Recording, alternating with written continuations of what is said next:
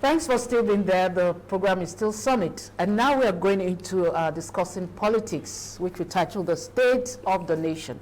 And joining us this beautiful Monday morning is Honorable JIDE JIMOH, representing Lagos Mainland Federal Constituency, and he's a member of the House of Representatives. You're welcome, sir. Thank you very much. Good to have you join us. I'm good. So how is it representing the people in the House of Reps? We are trying. We're aware that so much is actually happening in the House of Reps. And this is your second term in the office, the House of Reps. One of the issues before the House of Representatives is the issue of security, which has actually gotten your attention. And the House became so agitated, so worried that you took a stance that the service chiefs must go and then be replaced by those who have fresh ideas on how to tackle security. But even till date, sir, you have not been able to push that motion to the point of actualization. What's delaying it? Well, thank you very much. First and foremost, I have to give thanks to Almighty God, the ruler of heaven and the earth, who has the capacity and capability for everything in life. And having said that, the issue of the House, it was a resolution that was passed. And the resolution is quite different from the law. And we decided unanimously that the issue of security is of paramount importance to every single person in this country. And that the issue has become another thing entirely, and there's need for us to re-strategize and go back to the drawing board and re-sketch our plan. I will say that this plan in the House was re-sketched, we re-strategized, and we came up with that resolution that the services should be changed. And in return, the executive arm of government replied that it might not be possible to change that now. You don't change any chief of staff when there's war. Otherwise, it will cause another thing entirely. So simplicity, we cannot go beyond that because resolution has no force of law. Because if it were to be law, they can't do that for us. And that is where we are now. Between that time and now, well, I'm sure you have also been watching, monitoring events in the Northeast, Northwest, and even North Central.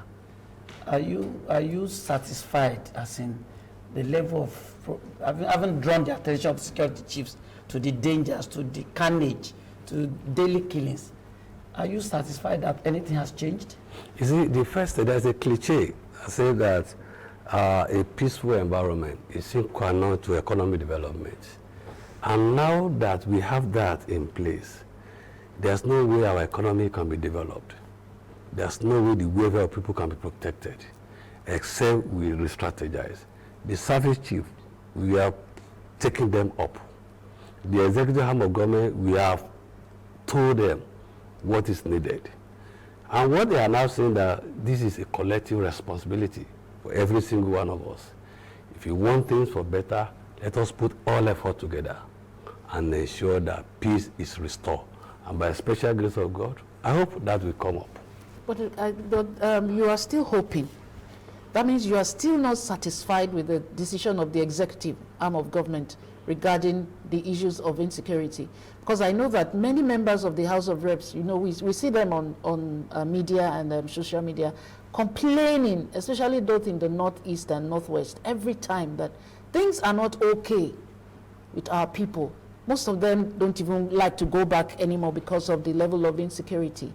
But if genuinely that the members representing the people are not satisfied, is there really nothing, no other way you can make your request heard and acted upon by the executive, the presidency now? There's no way a human being can be satisfied.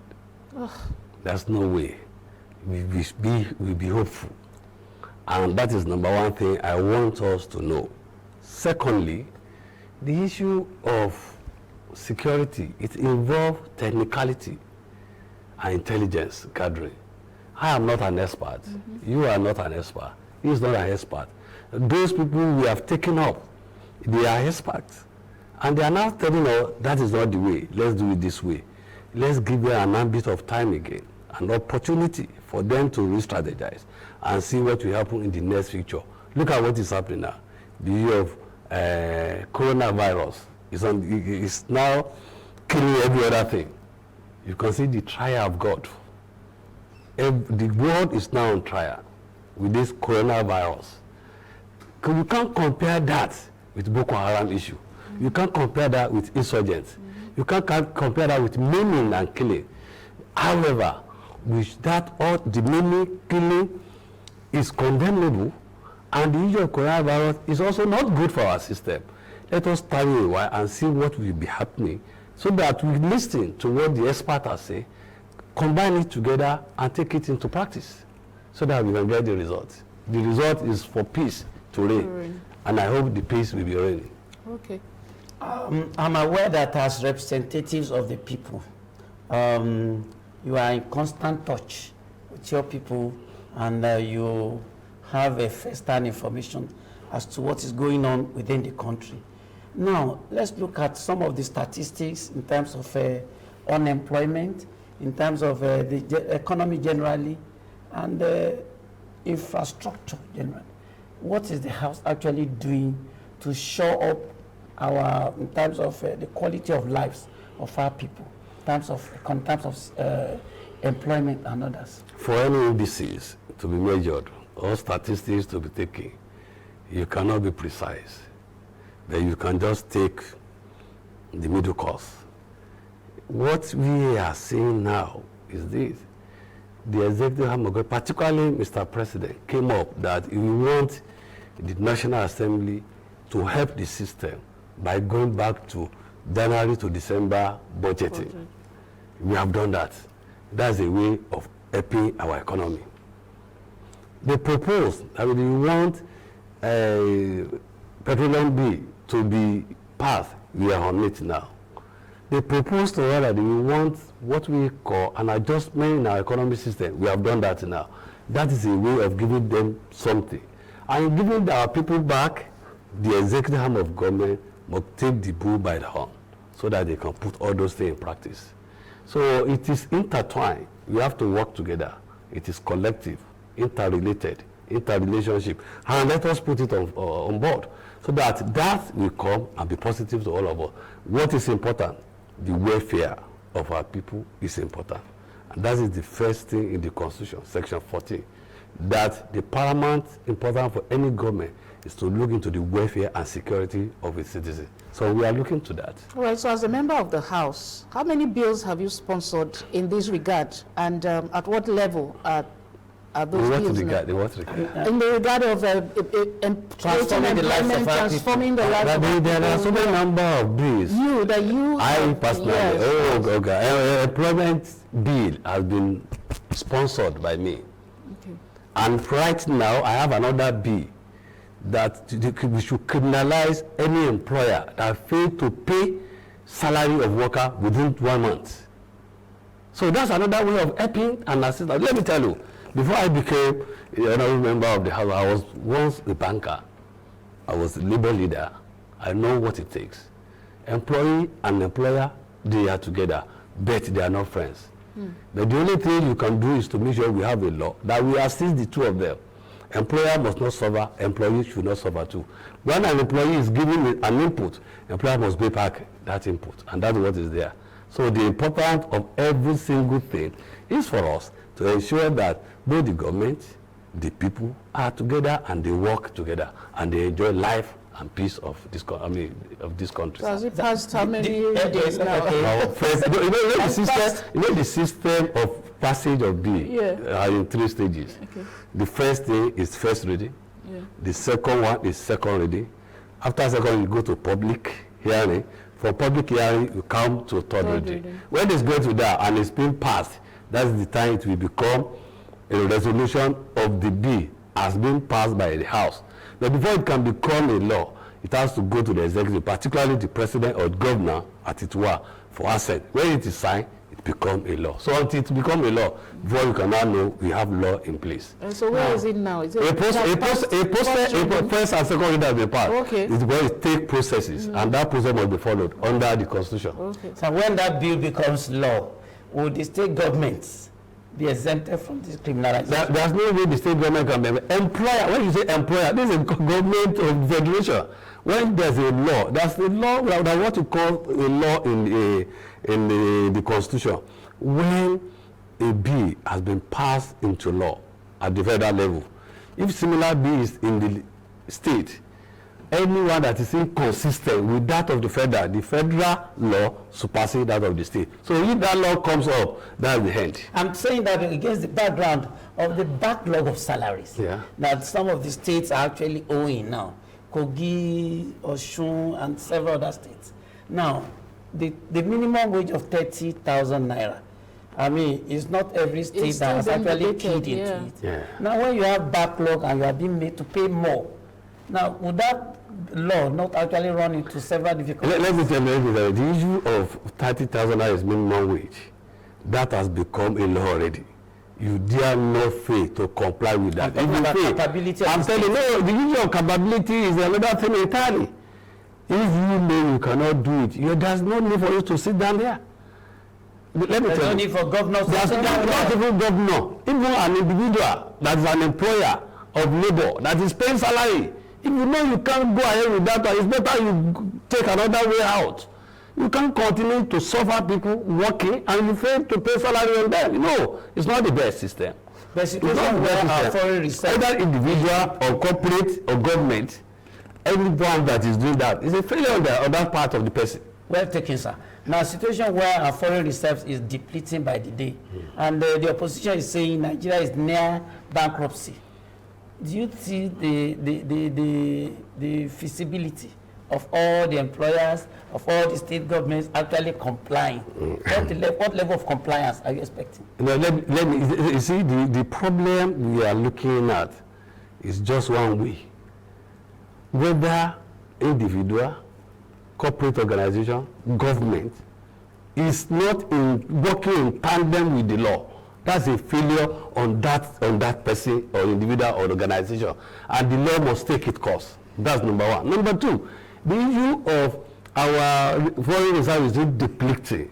Those that are saying that, how much did they leave?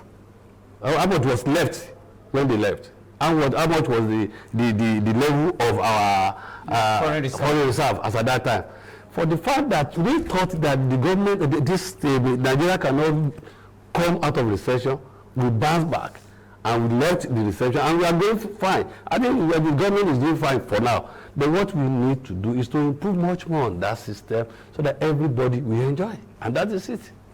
All right, as part of government's efforts to ensure that the economy enjoys turnaround, prosperity, and abundance, the president ordered the closure of our borders sometime last year, and said that it will encourage home-based products to find acceptability with the people. And then after then, the House of Rep members wanted to purchase some cars for their use, and then instead of also going for made in Nigeria products, they insisted that they wanted cars from foreign made cars. In the face of the challenges confronting the country, why did the House of Rep members make that decision? Well, I think you want me to go personal now. I am not a person that is flamboyant. I am a moderate person. But when you are in a circle or in a group or in an association, you are bound by that decision of that group. The House of Assembly are resolved. Not only resolved, they have made provisions in the budget. And the budget has been appropriated, passed, and it has been assented by the president. So they have the right to make a choice on whatever thing they want. Likewise the minister, likewise the senator. This is not the issue of House of Reps alone. Let me now answer your question. The question is that why can't we purchase locally produced or assembled vehicle. That's a matter of choice. It's a matter of choice. You might decide to go for Volkswagen. I might decide to go for Peugeot. Whichever, you might decide to go for Mercedes. But one thing is that when an institution decides that this is what we are purchasing, you don't have the right to query it, because the vehicle is not meant for you, it's for the institution. The only time that it can be yours is when after 4 years, when you have decided to make the book value of that property. It could be any other property, it could be anything at all, before it can become yours. But for now, it's the government property. And the institution can decide on where to go. Look at Dangote, look at what he has decided. Nobody can fault it, because House of Rep is a house of public. That is why people are taking it. Just on the issue of humility for the members. No, not members, presiding officers.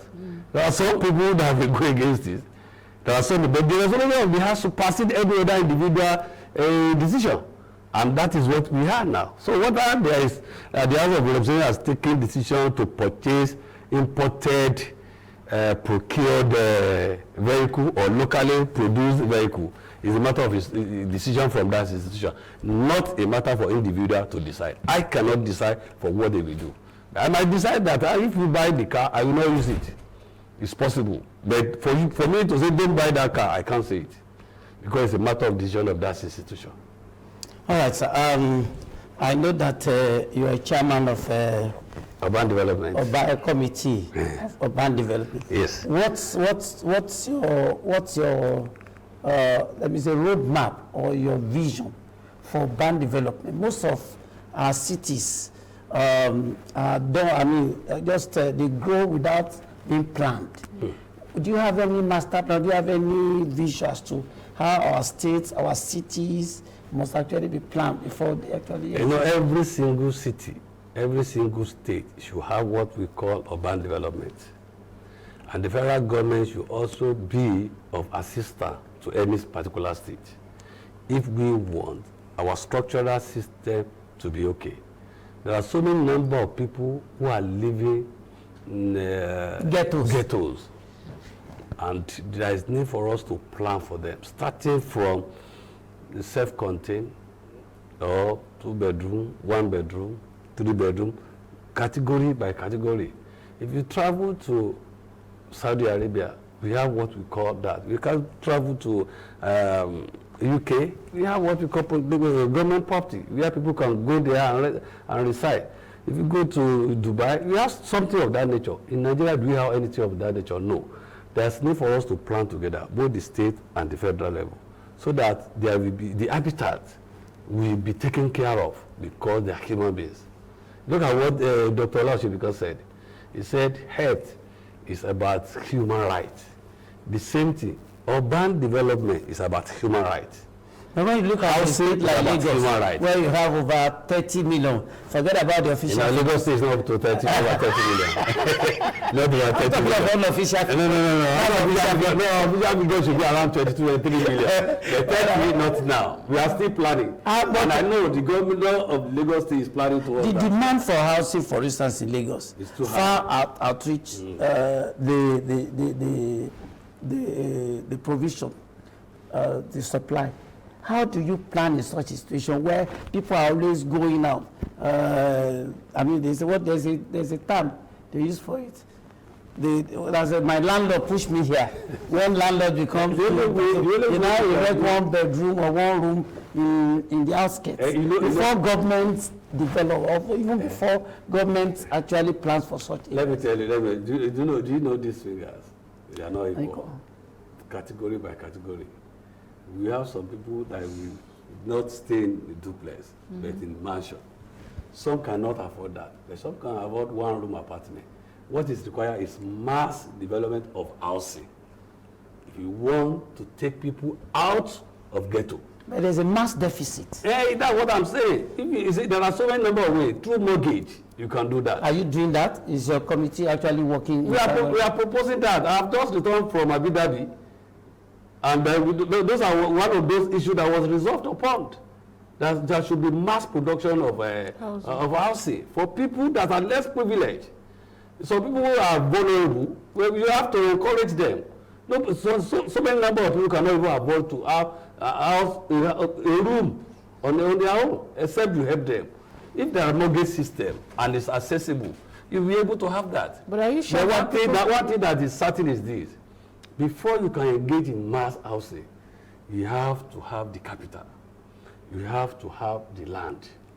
If you have these two, and you are able to build on it, there will be provisions. But are these already contained in the 2020 budget? 2020, of course. To accommodate yes. And we are working in collaboration with various state governments. That's PPP arrangement. PPP arrangement is for the private organization and corporate organization, but government to government is another assistant.